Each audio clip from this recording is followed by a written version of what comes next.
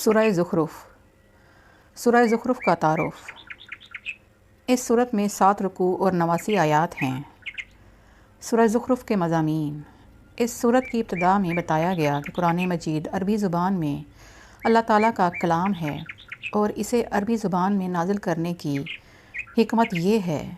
کہ اولین مخاطب یعنی عرب والے اس کے معانی اور احکام کو سمجھ سکیں۔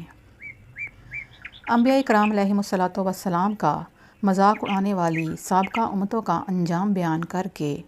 اللہ تعالیٰ نے اپنے حبیب صلی اللہ تعالیٰ علیہ وآلہ وسلم کو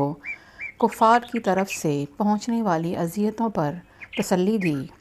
اور کفار مکہ کو ڈرایا کہ اگر یہ اپنی حرکتوں سے باز نہ آئے تو ان کا انجام بھی سابقہ لوگوں جیسا ہو سکتا ہے۔ اللہ تعالیٰ کی قدرت پر دلالت کرنے والی چند چیزیں بیان کی گئیں اور یہ بتایا گیا کہ کفار کی جہالت اور بیوقوفی کا یہ حال ہے کہ وہ اللہ تعالیٰ کو اپنا خالق ماننے کے باوجود بتوں کی پوجا کرتے ہیں۔ کفار مکہ فرشتوں کی عبادت کرتے اور انہیں اللہ تعالیٰ کی بیٹیاں قرار دیتے تھے۔ اس پر ان کا شدید رد کیا گیا اور بیٹیوں کے معاملے میں ان کا اپنا حال بیان کیا گیا کہ جب ان میں سے کسی کو بیٹی پیدا ہونے کے بارے میں بتایا جائے تو دن بھر اس کا منہ کالا رہتا اور وہ غم و غصے میں بھرا رہتا ہے، اور یہ بتایا گیا کہ فرشتوں کی عبادت کرنے کے معاملے میں ان کے پاس کوئی عقلی اور نقلی دلیل نہیں ہے، بلکہ یہ صرف اپنے باپ دادا کے نقش قدم پر چلتے ہوئے ایسا کر رہے ہیں۔ اور یہی حال ان سے پہلے کفار کا تھا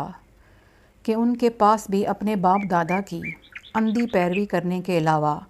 شرک کی کوئی اور دلیل نہ تھی۔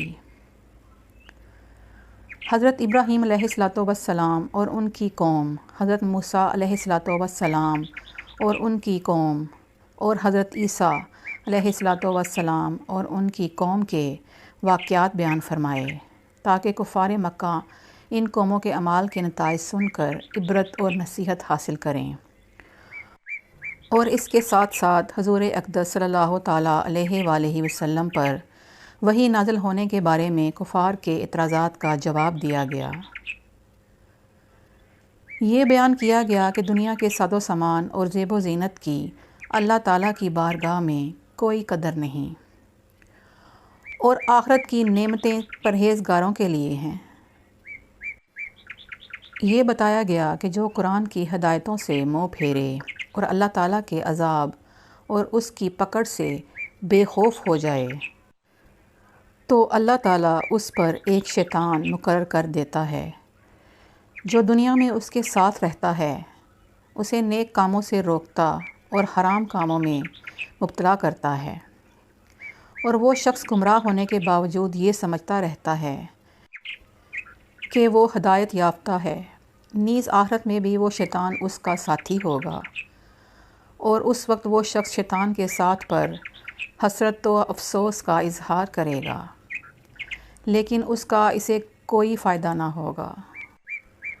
کفار مکہ کے ایمان قبول نہ کرنے پر حضور پر نور صلی اللہ تعالیٰ علیہ وآلہ وسلم کو تسلی دی گئی اور بتایا گیا کہ یہ لوگ دل کے بہرے اور اندھے ہیں، جس کی وجہ سے یہ ایمان نہیں لائیں گے، اس لیے آپ کفار کی سرکشی پر رنجیدہ نہ ہوں بلکہ قرآن پاک کو مضبوطی سے تھامے رکھیں اور اس کے احکامات پر عمل کرتے رہیں۔ یہ بتایا گیا کہ متقی مسلمانوں کے علاوہ دیگر لوگ قیامت کے دن ایک دوسرے کے دشمن ہوں گے، اور فرما بردار مسلمان اس دن بے خوف ہوں گے اور انہیں نیک اعمال کے صدقے میں جنت کی عظیم الشان نعمتیں ملیں گی، جبکہ کافر ہمیشہ کے لیے جہنم کے عذاب میں رہیں گے، اور جہنم میں ان کا چیخنا چلانا اور فریادیں کرنا انہیں کوئی فائدہ نہ دے گا۔ اس صورت کے آخر میں نبی کریم صلی اللہ تعالیٰ علیہ وآلہ وسلم کے خلاف دارالندوہ میں تیار کی گئی کفار مکہ کی سازش کا ذکر کیا گیا۔